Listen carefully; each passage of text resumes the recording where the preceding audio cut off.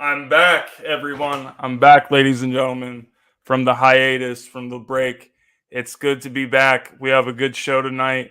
Um, Before we start, I didn't get really a chance to say this formally, but Mr. Tyler Ingram, if you're watching this, thank you very much for all your contributions to the show. Also, I'm very happy to welcome Joseph Jenkins to be a permanent co-host of the show now.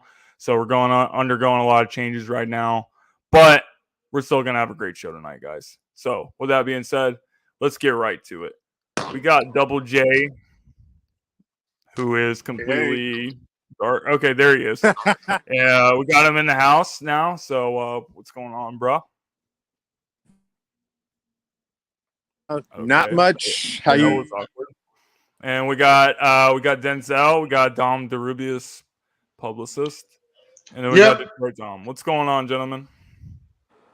Jay, let me ask you this. Yeah. Since Joe is a new horseman, is he more Chris Benoit or Mongo McMichael? Benoit. Good status. R.I.P. Chris Benoit. What's the question? Well, the original Four Horsemen was Flair and Tully and Arn. I don't know shit about wrestling, so. And Ole Anderson.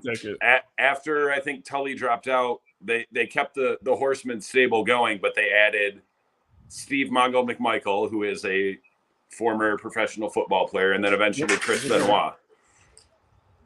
But yeah, Benoit, that was good. I definitely say Benoit. Okay, guys, so you want to know something? We got some good stuff to get into today. We're going to start with the Sports Moron of the Week segment, which is pretty much everyone's favorite part of the show. So, Dom, would you like to start us off tonight with giving your Sports Moron if you have one? It's funny. I looked because I was looking. I was trying to find like a recent Kendrick Perkins quote, and I couldn't find one. But so I mean, it's a layup. But I'm going with Skip Bayless with that outfit from the other day. Y'all see that? His outfit. Which outfit was that? The all black. He had like I think a black shirt on, a black like sports coat, black pants. Way too many chains for a 70-year-old white man, and then that's what he always wears. He's got drip. He's drip.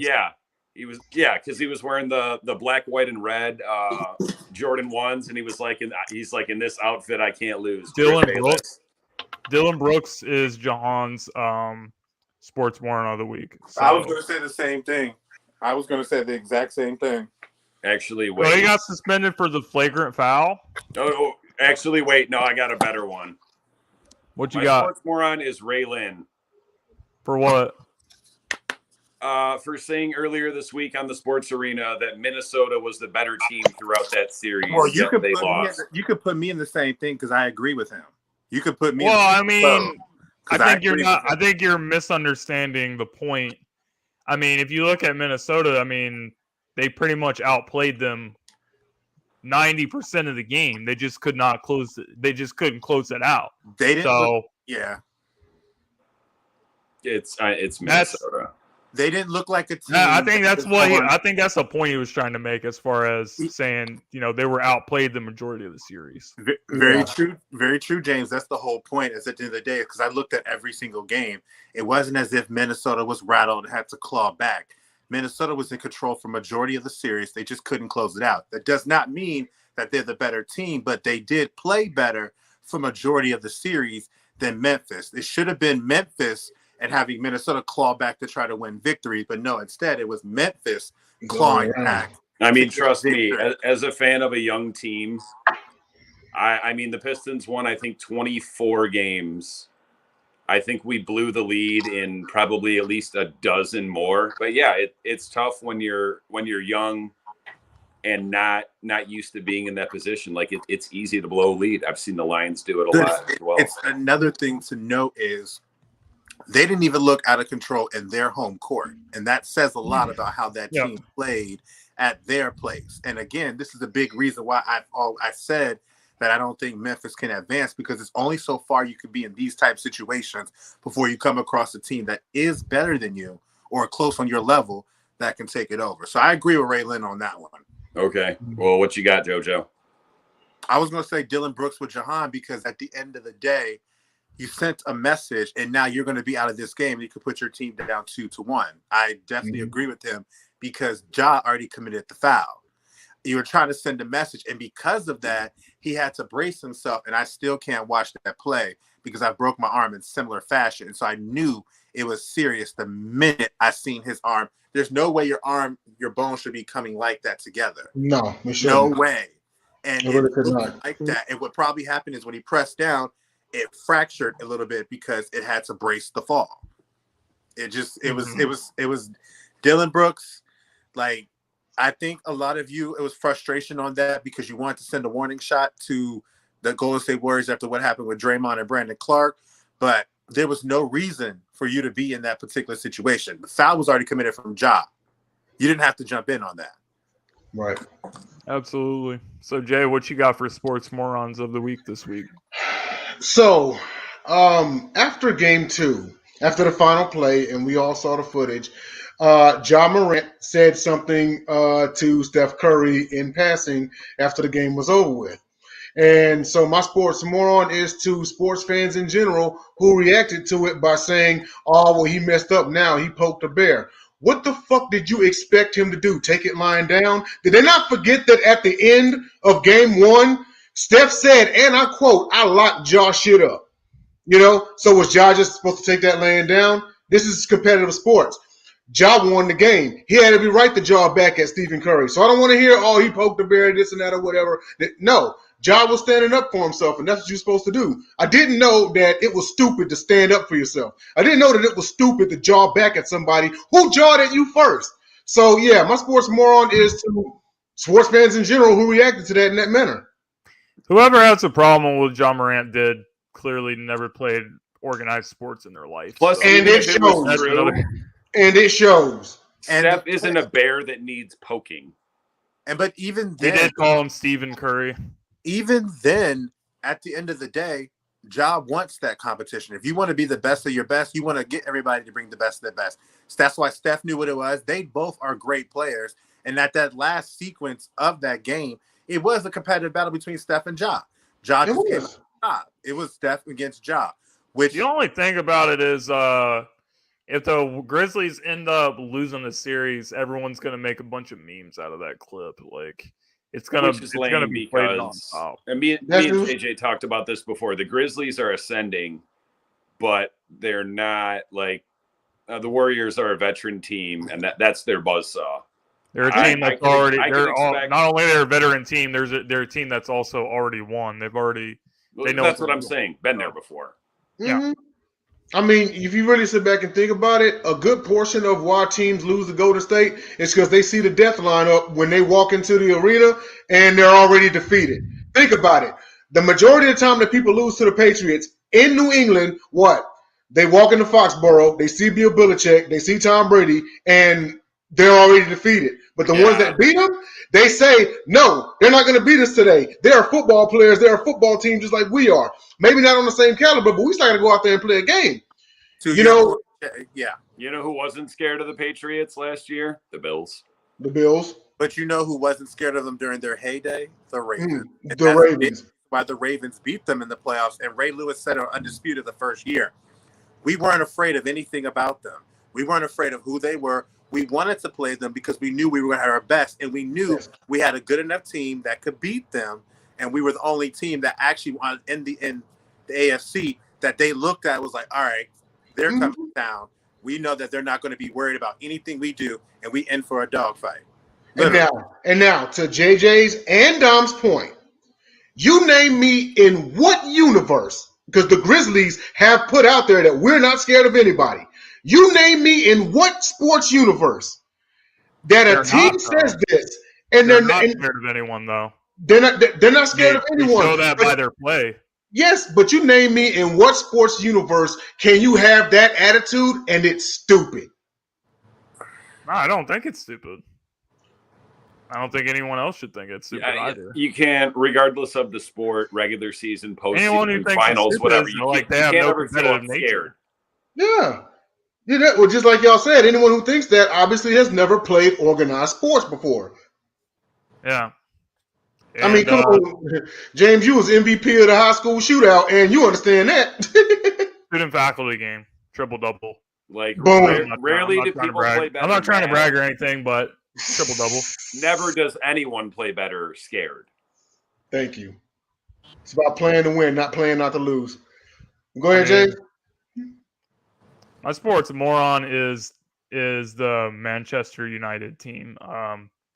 So obviously they have had a very underwhelming season. They've had one of the worst seasons that they've had in their history. It's one of their lowest points totals in quite some time, in quite a few years, in the Premier League. And the Premier League is the best, most competitive league in European football. So you wasted a great season by Cristiano Ronaldo. Cristiano Ronaldo at 37 years old is the third leading scorer with 18 goals.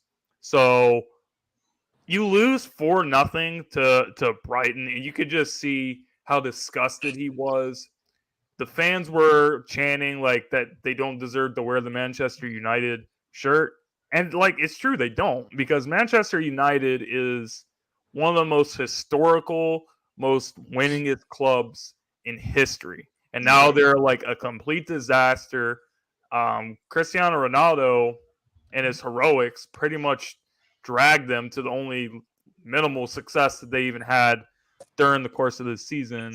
And you know what? If he leaves Manchester United again, then I really don't blame him for it, because he's in the last years of his career. He needs to be somewhere where he's going to have a chance to win another Champions League before he retires. And, you know, he pretty much just wasted an entire year with this club that has no direction, that has no identity. When you see them on the pitch, they just don't look like they know what they're doing. So for me, Manchester United, you guys are the sports morons of the weekend for wasting the greatness of Cristiano Ronaldo. I mean, Manchester United, you know, you got to think, and James, you could probably answer this question because you're the huge soccer fan, is they on the top 5 like most valued franchises in the world? Yeah, they're top 5. There's a lot of clubs that are up there. I was going to say they're like one of the Manchester United, Liverpool. Oh, no, I'm not just talking soccer. I'm talking about like the Cowboys. I'm saying they're among the most winningest clubs in history. So they have a lot of trophies, and you know they're a disgrace. And they've actually been a disgrace for 10 years. And the only reason they didn't finish like 10th or something in the league was because of the heroics of Cristiano Ronaldo. But those are the sports morons of the week, guys. So we're gonna move on to our player of the week, Mr. Ray Lewis from the Baltimore Ravens. He is a 13-time Pro Bowler, 7-time All-Pro, 2-time Super Bowl champion. Also won the Super Bowl MVP on that very, very good Ravens defense of the year 2000 that was so dominant. He was pretty much the catalyst for the Ravens team. Him and Ed Reed, when they played together, they were quite a duo to watch, in all honesty. But Joseph, you're the Ravens fan. You're the guy that, you know, watched him every Sunday for his career. So, you know, when you're looking at Ray, what are the things that stick out for you? We get spoiled as Ravens fans because we have 2 players and what's going on, AK? Ravens. You don't have too many people that have anything negative to say about Ray, except for the obvious, you know, situation that he had early in his career. But, you know, it was just always it was always a sight to see. And you never cease to amaze me how comfortable I felt with him in the back there, how comfortable I felt about no matter what the situation was, no matter what team we faced, no matter it was a high-powered offense or not a high-powered offense, how comfortable I was knowing that he was at the helm. if you look at the guys that have came in and have been able to perform at a high level, they have been able to say the same exact thing, which is learning from Ray. Yes, I understand where his speech is because, Flacco made a comment that his speech is it because he's definitely out there. But this was a guy that, after that big incident, he dedicated himself to trying to make sure that he well-traveled, not his own culture, but how to apply other cultures that way to make him a better football player. Right. It's like one of those quotes where he had brought up about how you're a lion in a safari and how when you're trying to attack and trying to get a meal, you will do whatever it takes at all costs to get that meal, and you have your teammates tag you on between a male and a female. And he was saying, basically, lay it all on the line. We are here for each other. We're going to do everything we can because we can do whatever we want to do as long as we believe in each other. So I'm honored that he was the second pick of Ozzie Newsome. And to be a Ravens fan, we've had a blessing that I don't think many teams have ever had to experience in their first 20-something years. And he's a big reason for it. Yeah, man. You want to know something? I'm just going to add something real quick. Stop comparing London Fletcher to Ray Lewis. I wasn't going to say that, but thank you. What I was going to say is when I was a kid, when I was it was like when I was a senior in high school, I watched a video about Ray Lewis and the reason why he supposedly chose number 2 or number 52. What he said was, he grew up in a rough environment where his mom was abused and stuff. So he took a deck of cards and he would do a push up for every card that's in the deck, and the number of cards that's in the deck is 52, and that's why he did it. And he said he would do push ups until he passed out not only because he wanted to be a football player, but because he wanted to get stronger physically so he could protect his mother. So I thought that was one of the coolest stories I've heard. Yeah, with Ray Lewis, man, and JJ, I'm slightly disappointed in you, brother, that you didn't bring this up. What college did Ray go to? Oh, what's understood. Don't say it. Don't you? Hey, you already know the U, baby. Yeah, with Ray Lewis, man. It's crazy how Ray made such an impact and did the things he did in this league in his career, despite being a relatively undersized linebacker, because he was only about 240 pounds. I was going to say that too. I thought he was smaller. Yeah, but here's the thing. Ray's mass was so crazy. He looked 255, 260. But yeah, he was only 240, 245. But you talk about a dude that's violent, a dude that's sudden, who can cover sideline to sideline, who can stop the run. He was just the perfect package. And he undoubtedly was the motivating factor for that entire team. And the things that Ray, and I'm actually Ray's durability also stands out as well, because this is a linebacker that played for as long as he did. And I thought that he deserved more than just that one he got in 2000. So I was glad that they won in 2012 and everything. He actually served as a mentor to many players and such. I felt at that time period it may have been his time.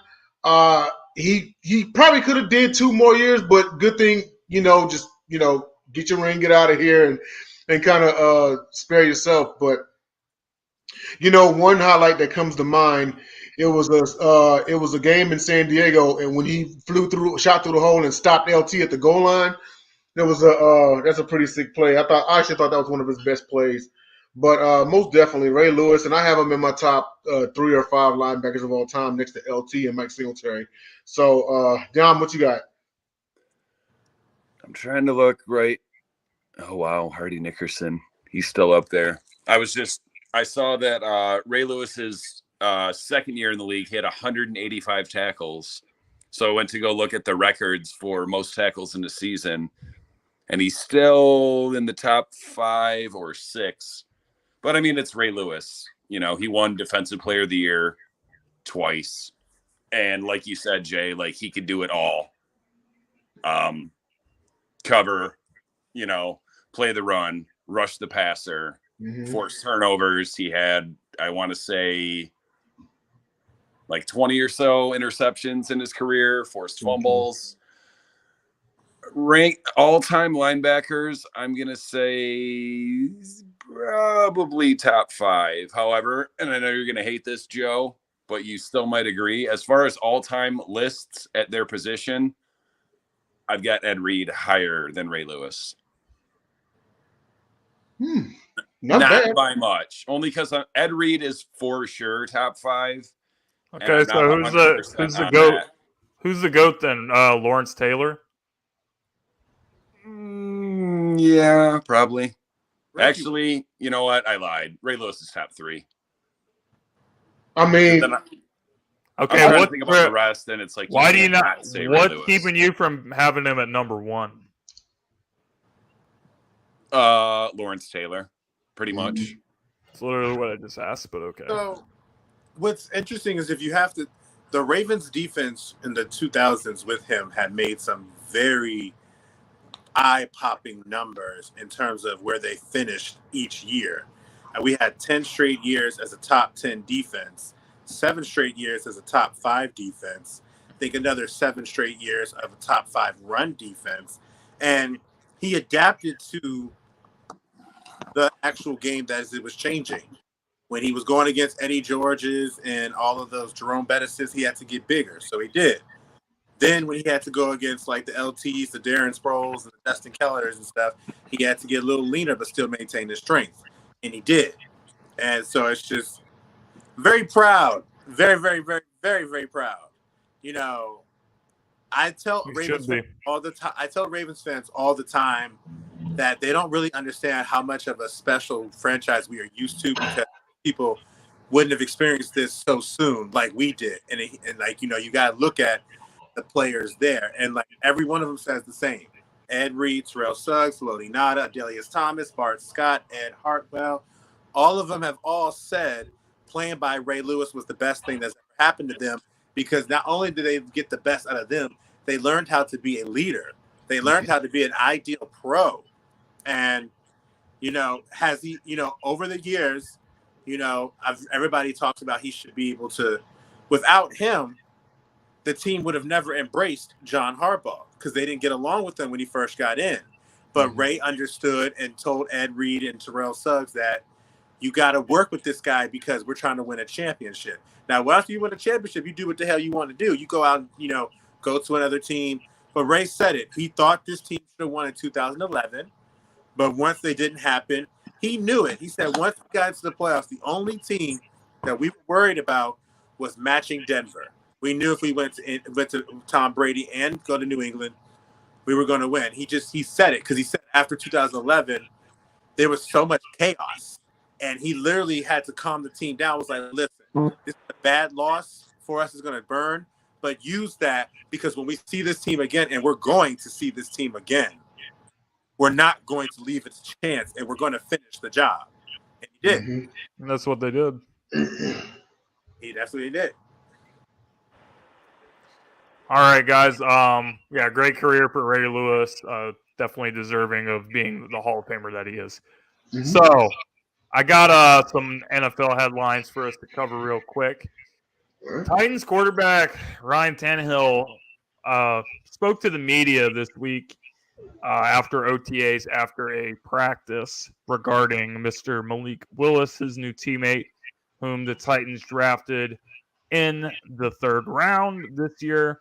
Here's what he had to say about being a possible mentor for Malik Willis. In a quarterback room, in the same room, we're competing against each other. We're watching the same tape. We're doing the same drills. I don't think it's my job to mentor him, but if he learns from me along the way, then that's a great thing. So, my immediate reaction to this is Ryan Tannehill. No disrespect, but who the hell do you think you are, sir? I mean, you're not Peyton Manning. What is that? I mean, even if you're Malik Willis, who a lot of people weren't high on. That's why he fell to the third round. What are you going to teach him how to do? Hand the ball off to Derrick Henry like 30 times? What does Ryan Tannehill really have to offer? Not much. Not much, or the Titans wouldn't be looking for his replacement right now. I think what we have in Tennessee is another Carson Wentz situation. And I think Ryan feels intimidated by Malik Willis, just as Carson Wentz felt intimidated by Jalen Hurts when Jalen Hurts was drafted in the second round of that draft. So there's one of the two ways this could go. Ryan Tannehill can see this and see, hey, you know what? This team's, kind of putting the pressure on me to perform better than what I have. And, he can rise to the occasion and do really well if he has that type of mentality. If he doesn't have the right mentality, then he's going to fold under the pressure of a young guy that's looking over his shoulder. And then it's just going to be a total disaster for the Tennessee Titans, who also traded their best wide receiver, A.J. Brown, to the Philadelphia Eagles. So I think that's going to have an impact on the way the Titan season goes. If I was Malik Willis, I would not really be too much bothered by these comments by Ryan Tannehill, and I would just try to, do my thing. And I think at some point during the season, if Ryan Tannehill does struggle, Malik Willis will get his opportunity to play and show what he has to offer as a quarterback in the NFL. Tannehill actually almost made my sports moron of the week. But then I thought about something. And that is, in theory, what he's saying, it's like, you know what? You're right. Your sole job is to play quarterback. Might not be your job to mentor. But here's my point. Y'all remember Eli Manning's last season when he got benched for Davis Webb? Mm-hmm. Okay. They actually went and took a picture. Eli Manning was having a one-on-one with Davis Webb in the New York Giants cafeteria, and he was mentoring him, and he was showing him the ropes and everything. This is the difference between Ryan Tannehill and Eli Manning. Are you able to make people around you better? You can sit here and have that mentality, or it's not my job to mentor. Remember when Brett Favre did the same thing to Aaron Rodgers? Right. And what happened? Rodgers ended up surpassing him. So, one way or another, Malik Willis is going to get good. So he's totally entitled to have that mind frame. He's totally entitled, because guess what? Willis is going to learn from somebody, and he's going to ball. And there's already people in Tennessee, I'm willing to bet you, that's like, he's going to come in, he's going to be better than Tannehill. You know what I mean? So, to me, it's just how much far above and beyond are you willing to go? Anybody can go out there and throw touchdowns. Anybody can go out there and win games. Well, I won't just say anybody or anything like that. But going and winning games and playing well is one thing. But making people around you better, that is what put you through the ceiling. And me being a prior veteran, we were relied upon to make people better. You know what I mean? So I know somebody might have a different take about that, but that's the way I see it. Is when they talk about stepping up, it's not just your performance. Make people around you better. It's just like what JJ said about Ray Lewis. Ray Lewis made people better. That is one of the things that made him great. Yeah, for sure. And you know what? Even if it's technically not his job to, mentor Malik or anything like that, if you're not trying to make your teammates better, then are you really being a good teammate yourself? That's true. That's a question that I would pose to Ryan Tannehill. But Joseph, what's your thoughts? I think it's blown out of proportion. I have nothing against what he said. I have no problem with what he said. I have no issue with it. And the way I see it is, if you're Malik Willis and you want to be great, you wouldn't give a dang who's mentoring you or not, because you're going to have that drive to get it anyway. And to a point, he doesn't have to, because he's going to have QB coaches. He's going to have his own development coach. Joe Flacco didn't do anything for Lamar Jackson because he had Josh Harris. And Josh Harris is the one that mentored him in the 2018 offseason to help him become good. I don't think it's that big of a deal. If you don't want to do it, you don't want to do it. At the end of the day, and you also have to realize this, yes, you are still contributing to a team and trying to do the best you can, because you want to keep your job. And you have to think that you have done a good job to this point because people threw Tannehill off the radar when he got traded to that team. And then they became a better team with him. And people were giving him all the praise in the world when he threw for 40 touchdowns. And I think had 8 interceptions or something like that. But now we have an issue with this. I don't have any issue with it. I have no problem with it. And I don't think Malik should have any problem with it because at the end of the day, it's still your job. And at the end of the day, if you like where you live and you like what's given to you and you like the contract that you have, yes, you know, eventually somebody's going to supersede you. But for the time being, you want to do what you need to do, which is focus on being a better quarterback, not being a better quarterback and trying to worry about this one who's coming in here. So that's just me. I get where people are coming from, where they're saying he should do it. But I thought it was kind of like a non-story, to be very honest with you. I thought it was really like, okay, cool, move on. Like, Lamar Jackson didn't stop him, and Joe Flacco got benched midseason anyway.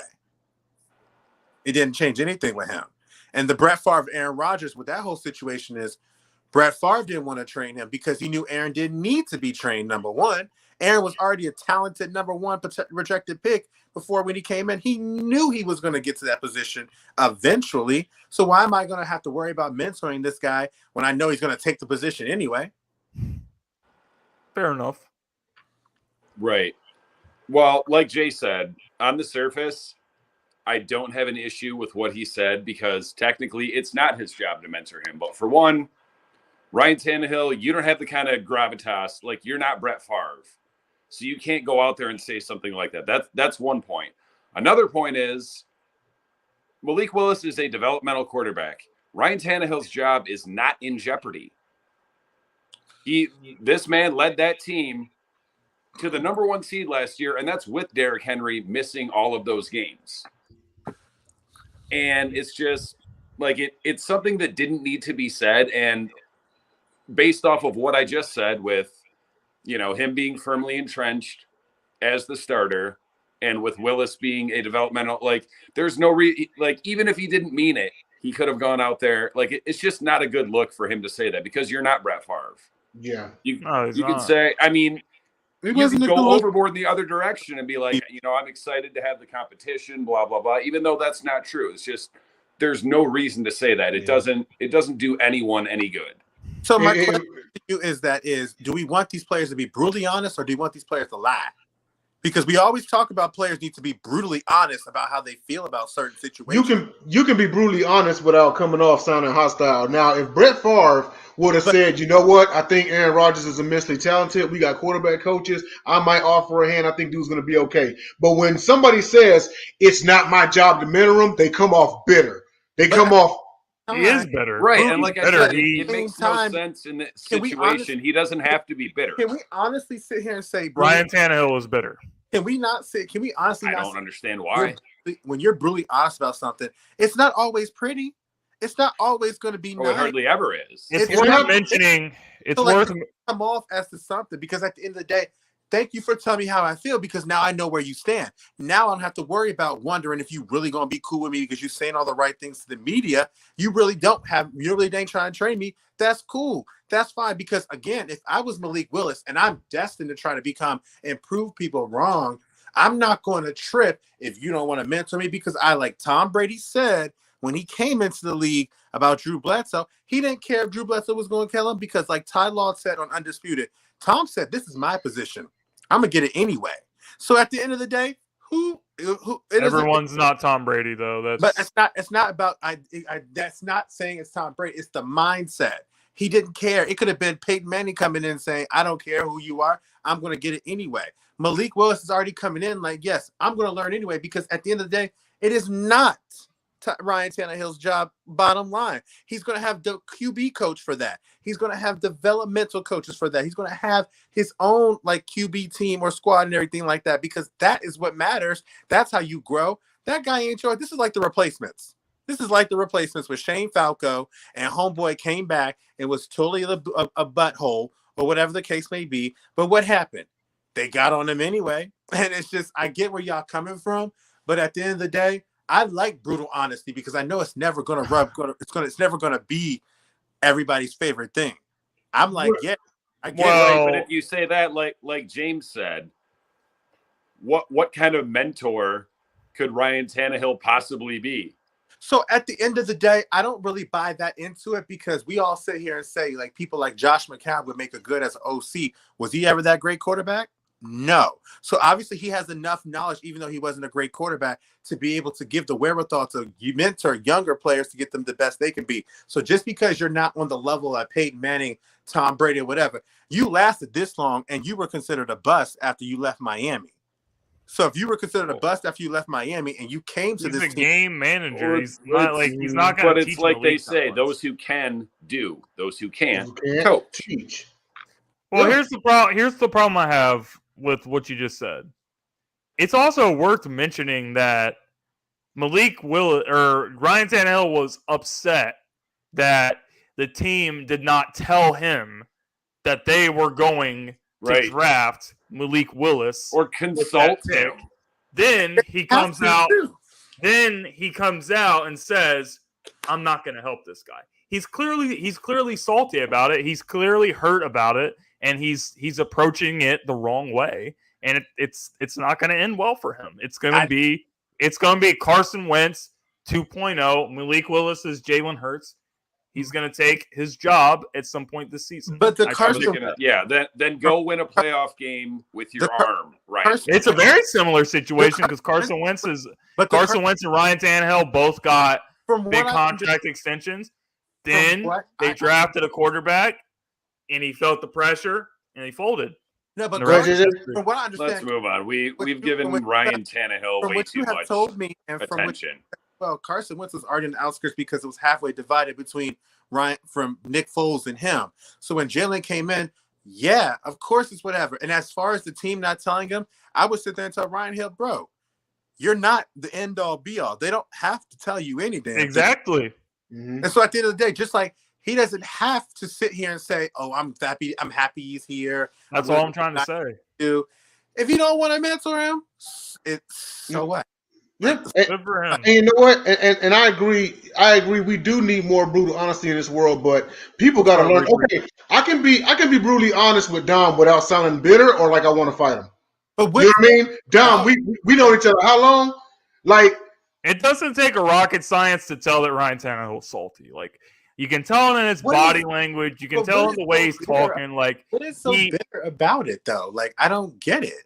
And at the neither do any of us. But it's because when your team drafts a quarterback in the first 3 rounds, you get bitter. Sit here and tell ourselves that if we're in a position that somebody else is coming in as a hot shot, and we're going to be completely okay that they're there, I would think all of us are lying. I would definitely think he's somebody that he's not. Yeah. I mean, that's the problem.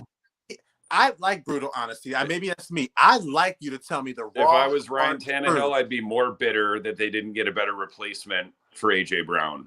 That could be a factual as well, because at the end of the day, I don't think I'm worried about a quarterback, because at the end of the day, I want that brutal honesty. I got you. I don't want to wonder anything. I don't want to wonder, why are you shading him in training camp? Let's move on. We're at almost 40 minutes. Why are you not doing this? Now they know he's not trying to do that for him. And now there's not going to be too much tension, because consider, let's say he's fake about it. And the next, it kind of comes ahead in the middle of the season. They're going to find, oh, damn, he didn't really want me in the first place. He wasn't even trying to be interested in me. At least coming to training camp, he ain't your best friend. He ain't your friend. That's a good point, Joseph. Let's move on to our next segment, though. We got to go over some of the teams, because there's a lot of teams that really improved over the course of this draft. Dom, who do you think was the most improved team after the draft last week or the week before? I mean, it's a fine line between best draft and most improved, but either way, I think I'm still going to say the Jets. The Jets had a great draft. The Jets. How much it makes them improve, we don't know. Like how many wins did they have last year? 3, 4, somewhere in there. Mm-hmm. Jets had a great draft, and I would also, if it's not the Jets, I would say Philly, because we're saying post-draft, and like we've talked about, like, you have to include A.J. Brown in that conversation because he was acquired for a draft pick. But just the fact that the Jets, I didn't like that Garrett Wilson pick. I would have rather had Olave there. But then they got They got Jermaine Jackson, who might be, he could end up being the best edge rusher of that draft class. And they got Breece Hall, who might be the best running back of that draft class. The Jets did very well. Very, very well. So, yeah, I'm going Jets. JJ? I'll be a homer. I knew it. No, I mean, and this is one of the few instances I think you might not be wrong, but go ahead. The reason why I'll be a homer is because the number one thing that they all say across the entire NFL is if you give a quarterback time, he'll find somebody open. And so what's the number one thing the Ravens did is they gave my man a nice offensive line to be around. And it's not just about protecting. I like that, Reaper. It's not just about protecting the quarterback. It's the fact of the matter is we enforced our offensive line knowing J.K. Dobbins and Gus Edwards are coming back. So I am actually, to be honest with you, have a bold prediction on May 7th, 2022, that the Ravens will have 2 1,000-yard rushers this year at the running back position between Gus Edwards and J.K. Dobbins, because this team really plugged up every single hole. Yes, we lost Hollywood Brown.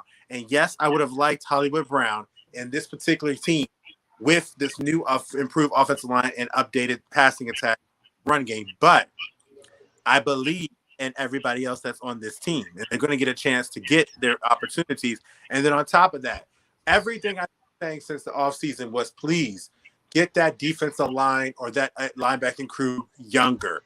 Please get them younger. And what do? They get younger at the most important positions for me on this defense, which is enforcing our will with the run game and also getting attacked to the quarterback. And I'm very happy with the Ravens. I will say second would be the Philadelphia Eagles, because they got the steal of the draft when I think is the homeboy Dean, the linebacker. Mm-hmm. And I think it's going to be really good for them. And then A.J. Brown with Jalen Hurts is going to be great, because if Jalen is the person I think he is, and the comparisons to Lamar as I think he is, I expect a significantly better Jalen Hurts this coming season, especially having A.J. Brown on his team. This isn't like when they were happy, when the Sixers were happy, when the mother freaking Eagles were happy about Dorian Green Beckham coming to their team out from Tennessee. They were talking about he was going to be the next best player over here. This is a really qualified receiver who was top 10 when he left Tennessee, and he's coming to a good team via trade from the draft. It's also worth mentioning. Shout out to Joe for the Dorian Green Beckham reference. I know, right? I forgot all about him. It's also worth mentioning that the relationship between A.J. Brown and Jalen Hurts is a really, really good relationship. They are close friends with each other. They work out with each other almost routinely. And Jalen was actually at AJ's draft party when he was drafted by the Tennessee Titans at his house. So I feel like with Devontae being here in his second season, Devontae played with Jalen with Alabama, and he's played with him a year in the NFL. You also have a really tight relationship with A.J. Brown. Chemistry is going to be really, really good between these guys. Look at A.J. Brown's numbers with the aforementioned Ryan Tannehill in a run-first offense. Yep. I definitely all things being the same, I think it's great. James, let me ask you, would you rather have A.J. Brown or Jameson Williams? A.J. Brown, because A.J. Brown's a proven commodity. Proven. Good answer. But I still like Jameson Williams. I'm actually going to go – I'm going to do a wild card. I definitely think the Eagles are in the conversation as well. They improved a lot on both sides of the ball, not just with the A.J. Brown move. Nakobe Dean is going to step in. Dom, I don't care what you say about him. He's a massive upgrade to this linebacking core. He can go sideline to sideline. He can run a defense. He was pretty much the captain of that Georgia defense, made all the calls. He quarterbacked that defense. And Jordan Davis, a 6'5", 340-pound defensive lineman that ran a 4.7 40-yard dash. Coming in to get the torch passed upon him by Fletcher Cox. The Eagles improved on both sides of the ball. and I think they closed the gap on the Cowboys. And if I had to say right now, I'm very confident in the Eagles' chances of winning this division. But my team that I'm going with is the Kansas City Chiefs because I was just so impressed by the moves and the players that they brought in the draft. You get Trent McDuffie, a cornerback from Washington that's sticky, and the secondary has been a huge issue for them. You also draft George Karlaftis from Purdue to rush the passer. So that was good. This team, and they got Sky Moore in the second round. They got a good receiver as well. So I feel like they addressed what they needed to address, and the Chiefs have kind of gone outside of the normal stuff that we see them normally do. We haven't seen them like attack the defense. It's always been about wide receivers and running backs and what more weapons can they put around Patrick Mahomes. Patrick Mahomes still has Travis Kelce. Don't forget that. You get Sky Moore. That's a good receiver. You bring in Valdez-Scantling as well in the offseason. He's got good enough weapons around him, and then you're shoring up that defense. So I feel like all these people that are going to conclusions about the Raiders or the Chargers or Russell Wilson, Denver Broncos, you guys need to watch out because as long as the Chiefs have number 15, they're going to have a chance to win, and they vastly improved on the defensive side of the ball. So maybe they won't have to depend on Mahomes to be Superman for them every single game. They can actually get a few stops when needed. So I'm very, very impressed with the Kansas City Chiefs draft, and I think that I would have to say they're one of my most improved teams as well. Especially after losing Tyrann Mathieu, they got Trent McDuffie, which was much needed. Yeah, absolutely. I think Eastside Monster just called you the extra Slim Shady, Dom. How do you feel about that? That's fine. I'll take it. You're not even an M fan. You ain't even gonna argue. Where you are, and he don't like it. Right. Jay, what you got? Just keep it short. I thought that just bringing my team up real fast. I thought that Nick Caserio did a great job. I thought that he plugged in a holes. I said months before the draft that we needed to improve the defense and get younger, much like what JJ said. We did fill in at linebacker. We did fill in the backfield as well in the secondary. I know there are some people out there who will kind of split on the Stickley pick. Someone with a Sauce, someone with a Stingley. And he had his foot injury and such, and so he hadn't played a full season in 2 years. I get it, but we've seen him at LSU. A fully healthy Stingley is an outright dog off leash. So a fully healthy Stingley is actually almost on par with Sauce.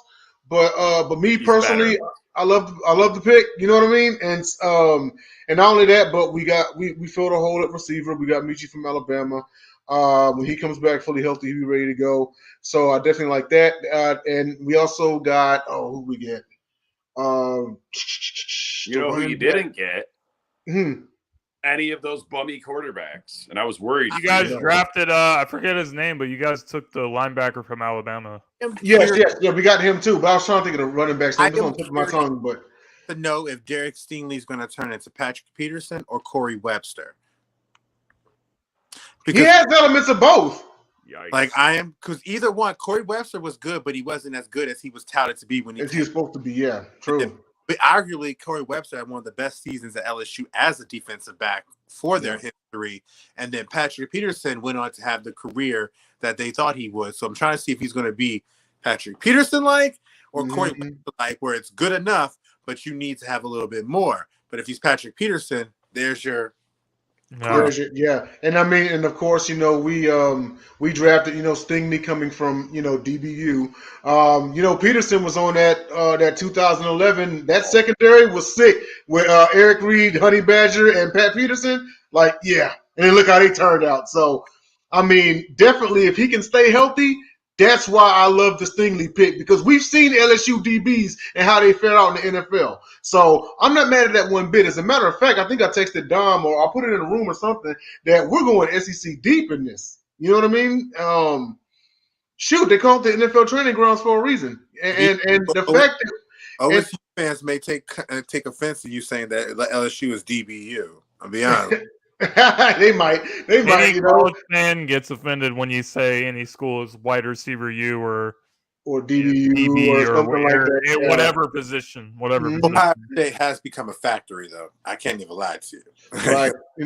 But I mean, I spoke on my squad, but I'm going to give it to Philadelphia as far as if you include the trade also, I'm going to say Philly.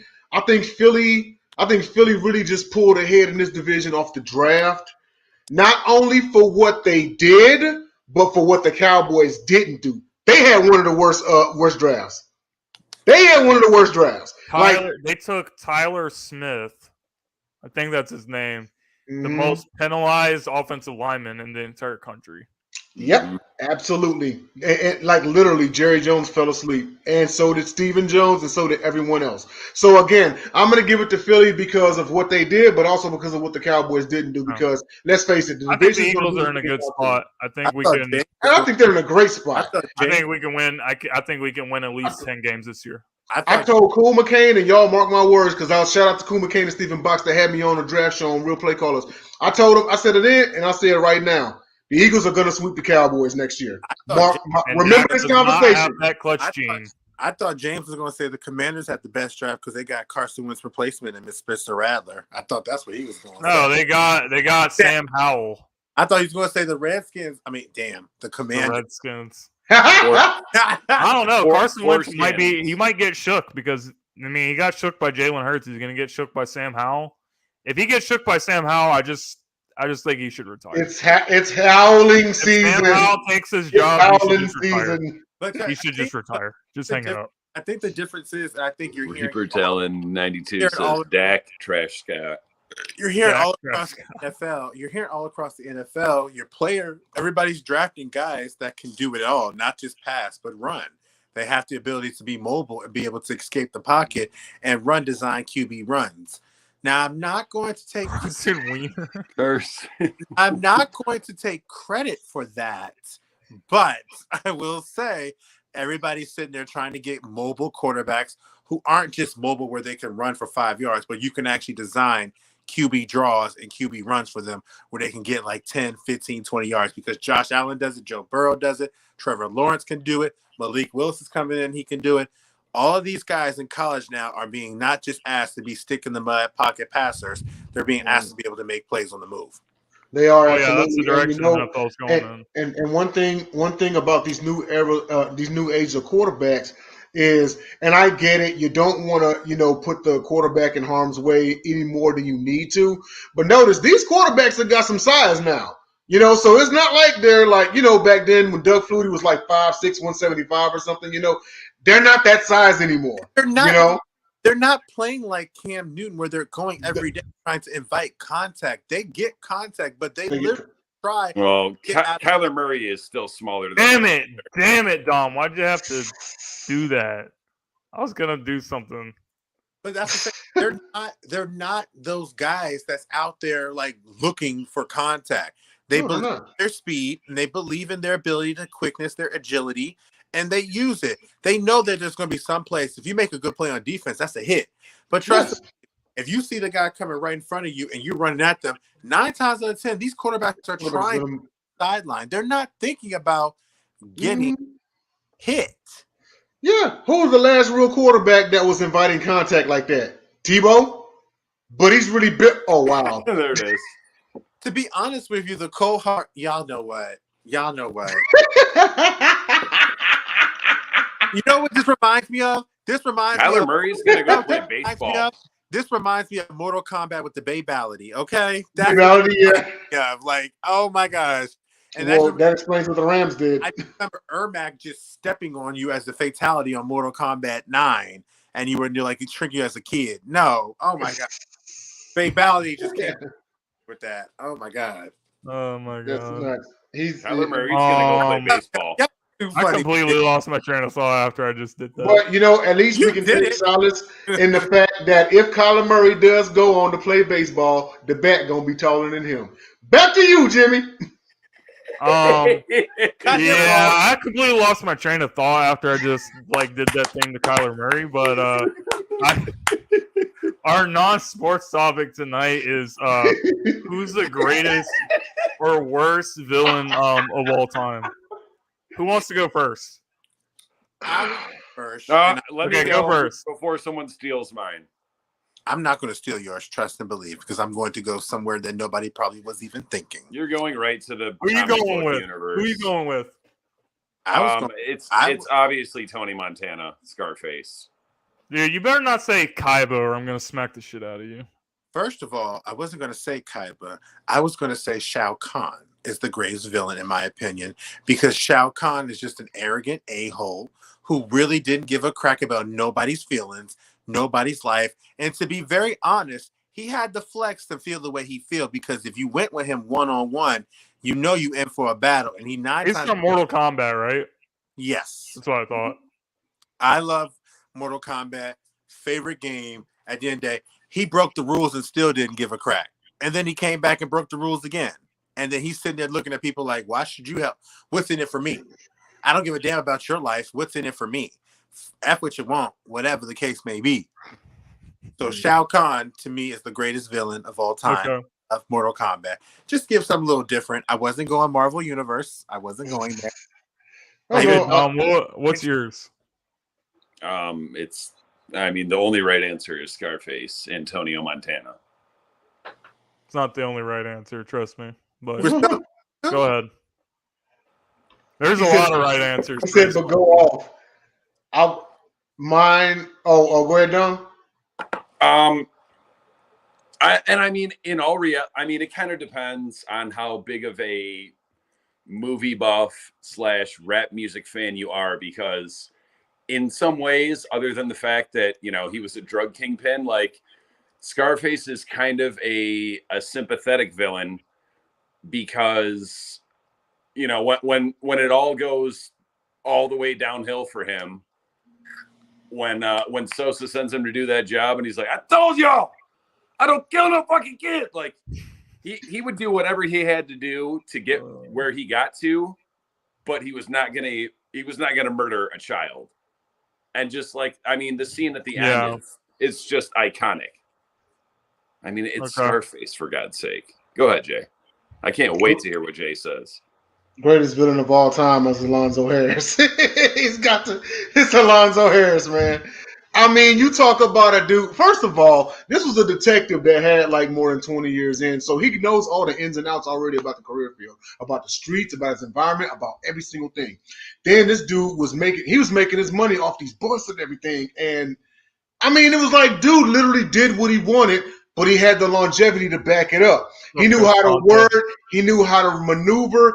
This man had Jake on a wild goose chase while sitting right next to him. You've been planning this all day. He said, I've been planning this all week, son. I'll give you that. I couldn't stand him in that movie. Let me ask you, Jay and Joe. That was the best Denzel Washington movie of all time. Were you guys mad that I don't know about that, but it was cool. Were y'all mad that he finally had to play a crooked cop to get an Oscar? Because I know a lot of people in the black community were kind of up in arms. No, because I think he embraced that role, because if you're able to really hate a person, even though they're just fictor and they're acting, it's amazing. And he did his job. He had always been in roles where he was the triumphant actor. Hurricane Carter. He was always the person that was meant to be like glory, Soldier's Glory, things like he was always into those. Malcolm X, all these places that were trying to get him to be this astute, amazing figure. When he played the villain, he absolutely loved it, because you found out he really can be a freaking. That's what I was gonna I don't remember any other movie before that where he was the villain. Yeah. Absolutely, Grizz. He had a villain aside from Training Day. Man on Fire, no. Damn it, Jason's better than mine. No. Fuck. Deja Vu, no. He's always been a villain. To your point, I will say Training Day is great, but a huge heart for me goes to him and John Q. A huge heart for me goes to him and John Q. Because I felt that. Like when he would talk about, my son is supposed to bury me, I felt that. Like I felt all of that when he said that. And not only that, but in the film, it's like we've all seen movies like this before. When is it going to happen? When is he going to die? But he lived. He actually lived. This dude had a hostage situation. He had cops hostage and everything. It's like, all right, this is going to end. Got shot by the Russians. No. I'm talking about in John Q. In Training Day, he did. Yeah. No, in John Q. It was like Monster said Ray Lewis is the greatest villain of all time. Wow. We know where this is going. Maybe to the Steelers. I mean, JJ always gets pissed when people bring up how Ray Lewis. That's why I can't put him at the GOAT, because I don't know for sure about anyone that Lawrence Taylor killed. So I will say this: I keep telling y'all, he didn't kill anyone. He just tried to save the person's life, but he knew his life was going to be in jeopardy. So they threw the suit somewhere because the blood was on there. The reason why I give Ray Lewis credit as the greatest linebacker of all time. The reason why I give him credit as the greatest linebacker of all time is just that every single week he got on the field and just murdered people. So I got to give him credit on and off the field. Somebody tag Will West, please, because that's where the blood is on the damn New York Giants when they should have never been facing us in the first place. Okay, I'm gonna give him my greatest villain of all time now. So y'all can't really see my shirt, but I wore this shirt specifically because my villain is Frieza from Dragon Ball Z. This guy was on another level of evil. Not only was he evil, not only was he a ruthless killer, he destroyed a planet. He destroyed a planet where Planet Vegeta, where all the Saiyans are from, like Goku and Vegeta's family, like killed all entire race. But this man is on a completely different level because he is a racist. He was like Space Hitler. If you watch I'm being serious. If you watch Dragon Ball Z, this man, like he doesn't even look at them like they're people. He literally calls them, "You're a monkey." That's what he says. Like, even if you watch the last Dragon Ball Super movie, Dragon Ball Super Broly, it came out like 5 years ago. The opening line of the movie was, "Hello, monkeys." This guy is a ruthless killer, and he's a fucking racist.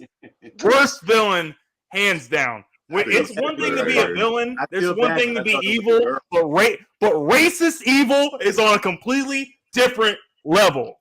So let me ask you a question. Are you trying to tell me he is more villain, more evil than Lord Voldemort? Yes. Watch Dragon Ball Z and you will know that. Watch it. Watch. Bro, in fact, you don't even have to watch the whole. You don't even have to watch the whole Dragon Ball Z. Just watch the Frieza saga. Racist, evil, ruthless bastard. And so Lord Voldemort was not?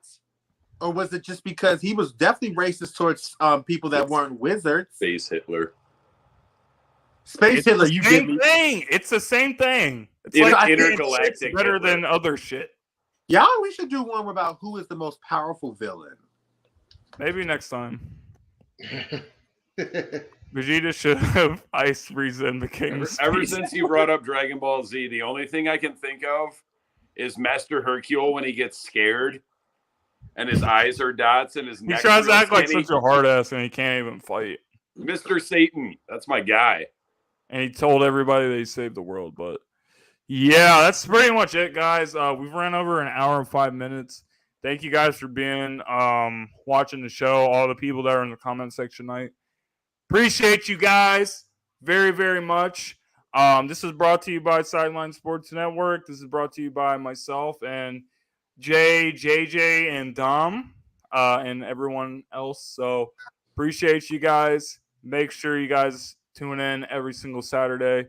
It's when we do this show. The LinkedIn podcast covering the Eagles just launched with me and Lindy on Friday. It was good stuff. We'll see you guys on Friday for that. Back here on Saturday for the Gauntlet, of course. But definitely appreciate you guys, and we'll see you guys next time, all right? Next week, James Tatum will eat a 3-piece